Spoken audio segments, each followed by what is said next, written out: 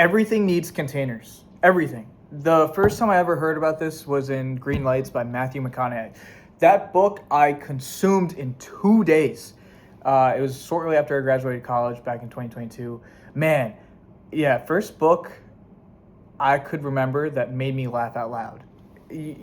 Especially him talking about him winning the poem contest. If you know, you know. That was hilarious. Also, the story with his dad winning a truck. That was really funny, too. Anyway, though, his point was that art needs a form, or else if it's formless, it's just chaos, and it's nothing. Quite literally, going from the macro. Earth, we need Earth. We need Earth. We need the solar system to be the container for Earth. We need Earth to be the container for our lives. A photographer needs the frame to be the container for the photo. The canvas for the painter, the video for the videographer, the runtime of a movie, runtime of a song. Everything needs a container. And this idea is so important because your life's container is story. We cannot disassociate what has happened to us, what will happen to us, from story. Story is what drives day-to-day actions from us. If we're going to choose or believe that we are a victim because of what happened to us, then we will continue to act out that story. And it's a beautiful thing that Alex Hormozy talks about. Losers say, "This is I'm like this because this is what happened to me." Winners say, "This happened to me, so I did this." I totally butchered that, but I think you understand what I'm trying to say here. You either let yourself believe that life is happening to you or for you. And man, was that a big thing. Like I could hear that all day before coming to Christ, but finally coming to Christ, starting to understand that.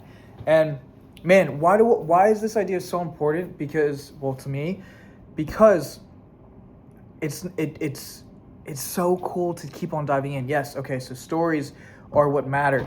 Okay, so, and we start off with containers. There's the macro and the micro. So the macro for us living is literally the solar system, Earth, and then micro stories, right? Okay, so I guess technically for us, the macro would be the stories of our lives, but then in the micro, it's like, what containers do we have for our crafts, for our skills, for our personalities? And now for me, I'm using social media as a container for expression, but also writing, but also going to the gym, getting myself fit. It's a form of expression. It's what helps me grasp, like, okay, what am I doing with my life? I have these containers that allow me to work in them so that I can see improvement. Because again, like, I could randomly lift weights and randomly go on runs or whatever, but if I'm not measuring that, or I'm not continuously putting that effort into the inputs, there's no way I can actually gauge improvement. And that's why, again, it's so important for art to have a container, because if you don't, then it's just chaos. And you see, this is why it's so frustrating at times when people talk to me, well, mainly family and closer friends, that say, or even small talk, that say, yeah, they're trying to lose weight or they're trying to build muscle, but they're not tracking the food they eat, or they're not tracking their workouts. And I don't want to be the pushy guy to say, hey, like, look, I know it's not easy, but it is sort of like an equation. Like, if you plug this in, you will get this out. But if you have no idea what you're plugging in, the outcome is a guessing game. I think that makes sense. So, again, like, containers. I love this idea because I have two friends who are phenomenal time users. One buddy, he's the guy who got into music, brought me into music, into freestyling, rapping. He himself learned a little bit of the Focusrite and I think Logic, but then also learned the guitar, took singing lessons, is en route to become a doctor, and still, while doing that, has picked up, I think, drumming, chess, and now is like a blacksmith for a hobby. And then there's this other friend who I love this origin story. We went to a cabin in the Poconos a couple of years back, and he lost to some random dude in chess. And he took it so personally that he's become the best chess player or like anybody randomly bumping into him will ever meet. He is crazy. He's phenomenal. It's so crazy. But he's also somebody who has spent so much time delving into rock climbing, calisthenics. What else? He's a huge anime fan. But he just always learning so many things, and I think he's picking up like drawing right now too. And again, like, it's so wild because I feel as though this conversation is important because, myself included, we can get so trapped into the chaos of other people's art or expression, and then our lives are devoid of containers. What I'm saying is spending too much time on socials, scrolling. Oh, that's cool, that's great, that's cool. My buddies, like I just mentioned, like they have proper containers and they're improving in their crafts and their hobbies or whatnot. Meanwhile, me and I'm sure many other people are just lost in the formless chaos of life because we're not being conscious with what our life is contained by.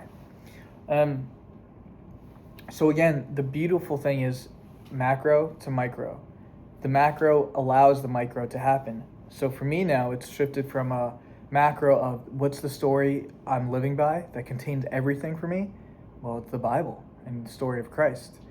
And then coming to the micro, it's like, okay, how do I glorify that beautiful God that's gifted love and loves me so much that he's provided the opportunity to grow in who I am, to serve others, to gift others my personality, my gifts, my way to express and approach ideas so that people can grow closer to him. So, yeah. And I want to talk about this because it can feel so overwhelming, daunting to think like, I don't know where to start. But man, the best place for me personally, and I feel as though a lot of people who would watch this are similar to me, agree, is fitness. It's a form of self-discipline, respect. It's an energy giver, momentum driver. Man, every single time you go to the gym, the momentum just compounds and you feel great after. But it's also correlated to how you treat yourself and move throughout the world. Like, bro, you get yourself fit, there's a confidence you have when you're walking into rooms because you kept your own promises. So you have more confidence in keeping promises to other people because you know the value of your promises, the value of your word. But also, what you do in private shows up publicly. You keep to your diet, you properly fuel, that fuel shows up in the energy you have to give to others. You work out and bust a sweat at the gym, again, that confidence shows up publicly. And it's a beautiful thing. So yeah, that's really all I want to talk about this time around, but we're going to continue this conversation because, man, we don't give up, not in this house, and we're looking to grow closer to Christ and build a community that is fostering love, discipline, and power, baby. Let's go. Till next time. Peace.